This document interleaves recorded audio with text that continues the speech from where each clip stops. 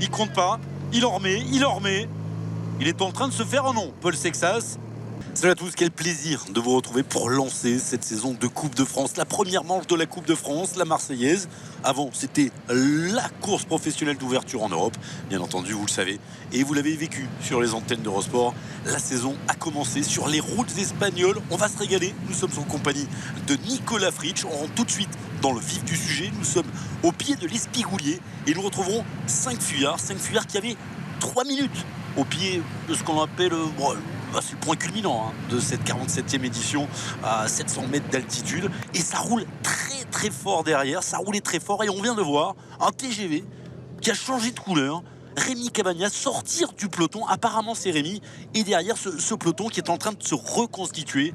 On a des belles cartes aussi dans cette équipe. Je pense qu'on se contrôle entre les Groupama, les Arkea, les Décathlon, les grosses équipes avec pas mal de favoris. On a parlé de Kevin Geniez pour la Groupama. On pourrait parler de Pierre Gautra, bien sûr, équipier d'Andrew Chamberlain. Et puis de Paul Sexas. Paul Sexas, c'est de la grosse interrogation. Tout le monde a envie de le voir courir. Alors, petite info, c'est pas le plus jeune de la liste de départ. Ils sont 3 à avoir 18 ans. Et le plus jeune, c'est Tommaso Anastasia qui évolue dans l'équipe Beltrami, l'équipe italienne. Paul Sexas, il est le deuxième plus jeune sur la liste de départ. Paul Sexas qui va découvrir la Marseillaise, sa première course professionnelle. Regardez cette bagarre du placement.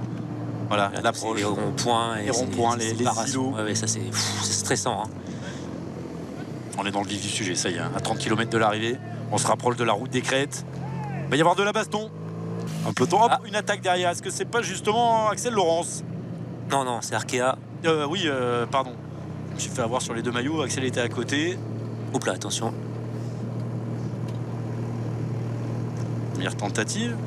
Peut-être le jeune Embret Svesvat, le Norvégien. Et ça ressort derrière. Avant de reprendre Biestrofer, regardez, il y a deux coureurs qui sont en train de partir. Ben Turner. J'avoue, là, j'ai du mal avec ces nouveaux maillots. Vauclin, en tout cas, derrière, qui lui fait l'effort. Kevin, c'est un rouleur grimpeur. Il va se mettre à son train. Il est presque, on va dire, dans sa filière. Ouais. Le voici, Kevin Vauclin.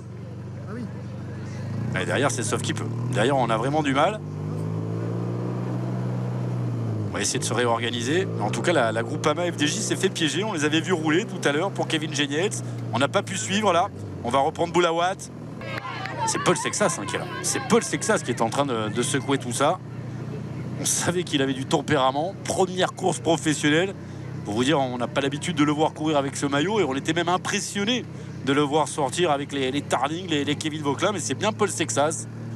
Ouais, on l'imaginait capable de faire ce genre de prestation. On connaît son niveau. On sait aussi que les meilleurs juniors du monde, lorsqu'ils passent pro, ils sont tout de suite dans le coup. Maintenant, alors comme il l'a dit lui-même, tout le monde n'est pas Remco Evenepoel non plus.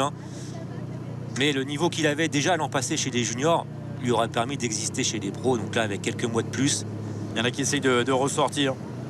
Faut y aller, parce que les 4 hommes à l'avant ne ménagent pas leurs efforts. Et Paul Sexas, c'est une course de junior. C'est normal, il est encore junior, il a 18 ans, il compte pas, il en remet. Il est en train de se faire un nom, Paul Sexas. Je sais pas, ça vous arrive sûrement à chaque fois que vous parlez de vélo, alors qu'on sait qu'un Français gagne le Tour. Oui. Vous avez dû dire ces 2 derniers mois, peut-être dans 5-6 ans, Paul Sexas. Et là, les gens vous regardent avec des yeux comme ça. Qui? Paul Sexas? Tu vas le découvrir cette année. C'est parti, première course, et il est à l'avant, Paul Sexas. Le compte de Kevin Vauclin. Alors qu'on est sur le haut. C'est très bien fait. Kevin Vauclin qui a contré tout son monde là. Et il va obliger encore Paul Sexas à faire l'effort. On arrive au sommet, si je dis pas de bêtises. La dernière ligne droite. 18 ans, Paul Sexas. Il saute sur tout ce qui bouge. Il fait péter le peloton. Il va le chercher, Kevin Vauclin, vainqueur d'étape sur le Tour de France l'année dernière. Dans une bosse très dure à San Luca. Mais maintenant, même les directeurs sportifs, ils n'hésitent pas à dire, même un coureur qui sort des juniors, que c'est un des leaders, que c'est un des favoris. Presque 2700 mètres de dénivelé aujourd'hui, 2660 mètres pour 164 km de course. Il en reste 14, 150 ont été effectués. Et on retrouve Kevin Vauclin, Paul Sexas, Joshua Tarling, Axel Laurence et Thibaut Kielich en tête. Toujours Clément. Ouais. Il n'y a que lui. Il y en a un autre équipier de Kevin Geniez, mais je ne sais pas qui c'est. Et regardez Kevin Vauclin, on en parlait, il va attaquer Kevin Vauclin. À 13 km 600 de l'arrivée. le Normand qui décide de faire parler ses qualités de chrono. Timo Kielich ne veut pas y aller. Darling va devoir faire l'effort. Paul Sexas dans la roue. Et Pour il y va, l'instant d'Axel Laurence. Et bien il va y aller, Paul Sexas. Darling, il va avoir du mal à suivre. Il est en train d'ailleurs d'informer ses copains. Ça attaque devant. Moi je ne suis plus avec Axel. Première accélération qui permet à Kevin Vauquelin et aux autres de se débarrasser de l'équipier d'Axel Laurence. Ouais, oui, justement, ce que j'allais dire, c'était peut-être mieux de conserver Darling, même s'il a l'air un petit peu en bout de course. Je disais vainqueur d'étape sur le Tour de Wallonie en 2023. Et là, c'est Paul Sexas qui y va. Avec, regardez, Kevin Vauquelin qui va contrer. Kevin Vauquelin, il va contrer à l'intérieur Paul Sexas. Deuxième attaque de Kevin Vauquelin. Cette fois, c'est Laurence qui fait l'effort. Kielich commence à en avoir un petit peu plein les jambes, voire plein la tête. Là, ça domine du niveau du chef. Et il va contrer Sexas. Sexas qui en a bouffé. Il apprend. 18 ans, il en a laissé de l'énergie. Il a du talent. Et là, il a été malin en obligeant le Belge à rouler. Depuis tout à l'heure. 13 km de l'arrivée maintenant. Nicolas Fritsch, pardon. Non, mais entre la descente et là, on va apprendre à se connaître aujourd'hui, les deux. Alors, on n'a pas d'infos sur ce qui se passe derrière, mais bon, je pense quand même que ça va se jouer entre ces quatre coureurs. Peur. Attaque, ça rentre, je me regarde, je m'entends plus. Ah, 29 secondes. Eh ouais, il n'y a que 30 secondes à gérer. On disait entre 30 et 40 secondes. On est revenu à moins de 30 secondes maintenant de Kielich, Vauquelin, Laurence et Sexas. Est-ce qu'il va nous en remettre une petite, Kevin? Oui, coince. Il a pris de vélo, ça contre derrière. Avec son nombre de lettres. Brunel, ça, non? Ou Alexis, ouais. Ah oui. C'est Alexis Brunel qui est sorti, on l'avait vu. Il avait pris 2 mètres de retard. Devant, ça a attaqué. Attaque nouvelle, c'est la 3e de Kevin Vauquelin. Bon, en tout cas, il est costaud. Alors, comment ça va se jouer maintenant? Là, il y a vraiment beaucoup de tactique, hein. Là, la tactique, c'est d'éviter le retour du peloton. Hein. Parce que là, on ne peut pas trop se regarder. Hein. Vauquelin qui voit Axel Laurence rentrer. Derrière, Paul Sexas qui est dans la roue de Timo Kielich, le Belge de l'équipe Alpecin de Koninck. Prend ce relais, Paul Sexas. Ah, c'est sûr, c'est qu'ils ne pourront pas se regarder. Hein. Pas assez de marge, même si on n'a pas l'écart exact. S'il y a 15 secondes. On va y arriver dans ce rond-point. Alors, normalement, là, on prenait à droite. Tout droit, pardon. Pour aller chercher le stade Vélodrome. Dans ce rond-point. Et là, on va changer de direction pour aller chercher l'arrivée de Lumini. Avoir 2 km à peu près 2% de moyenne. Alors c'est pas grand chose, mais ça change par rapport à l'arrivée sur le boulevard Michelet. Voilà, avant d'aller tout droit, là on prend à gauche. Ouais, long faux plein montant, usant, en fin de course en plus évidemment. Et attention, virage à 100 mètres de la ligne. Ah, voilà, ça se regarde maintenant. Allez, bim. Et Kielich, il y va. Kielich, il y va. Kevin Vauquelin va suivre. Axel Laurence est probablement le plus véloce. On n'a pas encore vu Paul Sexas à ce niveau. Il se fait oublier en 4e position. 18 ans, Paul Sexas. Son premier dossard chez les professionnels. Des fois, il faut être prêt à perdre pour gagner. Et là, il y en a qui sont prêts à perdre. Ça bluffe.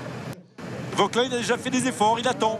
C'est pas le plus véloce. Ça peut revenir très très vite à ce rythme-là. On n'a pas d'image derrière. J'imagine que ça roule quand même. S'il vous plaît, l'hélicoptère. Un petit panneau. Où est le peloton? On arrive à la ligne rouge. 47e édition du Grand Prix cycliste de Marseille. Timo Kielich, Axel Laurence, Paul Sexas, Kevin Vauquelin et un peloton juste derrière. Où 5 secondes ou 20 secondes? 20 secondes au dernier pointage. 17 secondes. Voici la flamme rouge. Et toujours cette route en prise, je le disais. Il y aura un dernier virage dans 900 mètres. Accélération de Timo Kielich. Axel Laurence y va. Bon, on se demandait, il va quand même le chercher. Hein. Il n'y a plus de copains. Vauquelin bien placé. Vauquelin très très bien placé. Maxime lui a dit. Maxime, il le connaît par cœur, ce Grand Prix de la Marseillaise. Il le connaît par cœur, celui qui vient à plombe de cuc. Va être en tête au dernier virage. Ah, c'est que ça aurait peut-être pu en mettre une là sur la gauche. Le peloton, il est où ce peloton? Est-il battu ce peloton? Axel Laurence se retourne. On aimerait bien avoir des images. De l'autre côté, ça nous fait du suspense. Ah bah. Il est juste là ce peloton. Il est en train de revenir avec l'ancien vainqueur Kevin Geniels. Benjamin Thomas qui fait l'effort derrière. Aïe, aïe, aïe. Il va falloir bouger devant si on veut gagner, non? Non, regardez Benjamin Thomas qui ramène tout le monde. Ah, c'est pas cuit pour Axel Laurence. Avec Valentin Ferron dans sa roue. Valentin Ferron bien placé.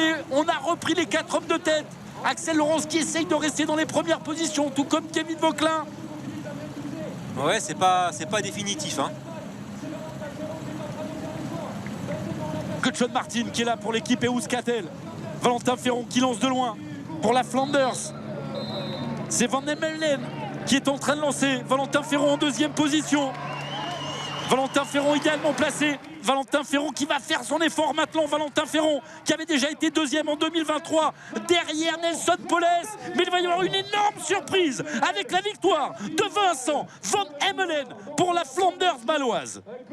Ah, je sais pas, honnêtement, de vue de face comme ça. Ça revient d'où? Je sais pas. Ou c'est Valentin Ferron, ou c'est Van Hemelen. Bah, personne n'a levé les bras et n'était sûr de gagner, j'ai l'impression, hein. On va revoir ça de haut avec l'excellent travail de Benjamin Thomas. Valentin Ferron qui est en deuxième position.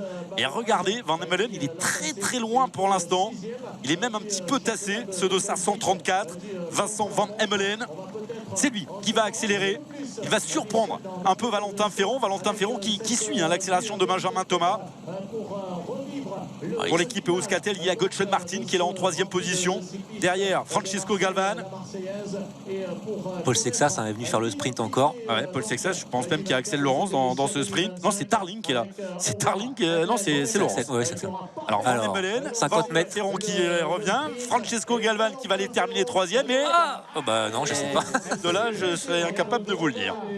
Valentin Ferron qui remporte ce Grand Prix de la Marseillaise, c'est officiel, devant Vincent Van Hemelen. Et la troisième place de Galvan. C'est la deuxième fois qu'il fait troisième, l'espagnol de l'équipe Ken Pharma. Un Français qui succède à Aurélien Paré-Peintre.